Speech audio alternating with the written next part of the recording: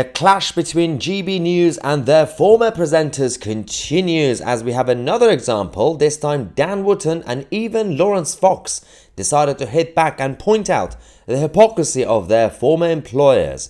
Firstly, we had Leilani Dowding posting this clip from Mark Dolan's show on GB News saying, "Such embarrassing TV. Mark Dolan reads out a vile email far worse than what obviously Lawrence Fox said, and of course because Dan Wootton was the presenter, allowed Lawrence Fox as the contributor, saying that as a guest he got into trouble. Everybody got into trouble. Let's quickly go to the clips that we have, and then we'll see the reaction from Dan Wootton. Matthew. Clive says, Mark, she's a second-rate singer who opened her legs to anyone who wants it, and no damehood Clive. Clive, very harsh words there, and I'm certain that that's not true of Victoria Beckham, who's very happily married and has been for a long time. Victoria is not a national treasure. Yeah, so obviously the email came from one of the viewers, but the presenter read it. That's where the problem comes in. So Dan Wootton said, "I remember Mark Dolan going on air, hosting my show the day I was suspended, insisting that there should be no personal attacks on GB News. Last night, he chose to read out an email saying Victoria Beckham is a second-rate singer and everything else. Hypocrite."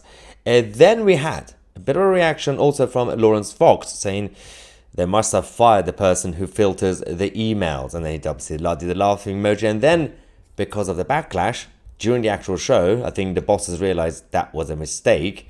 Mark Dolan had to say this. Lieberman.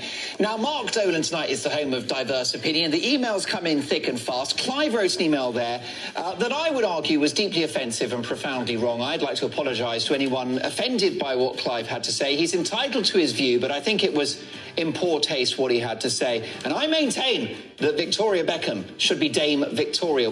Yeah, and then they did a backtracking thing. So why does this actually matter?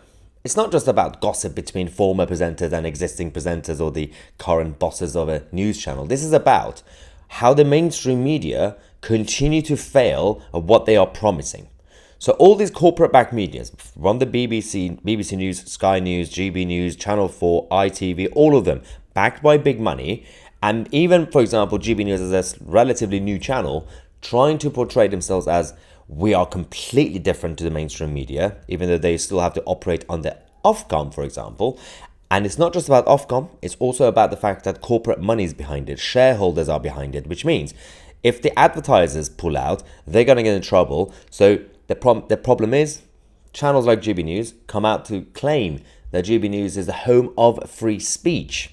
Not only the home of free speech, but they promised to be rogue, to be straight talking, to be different to the rest of the legacy media. But they can't be, because advertisers will leave. As we've seen this year, GB News lost £70 million. That was the loss in terms of the profit and loss accounts that they had, because they know they can't.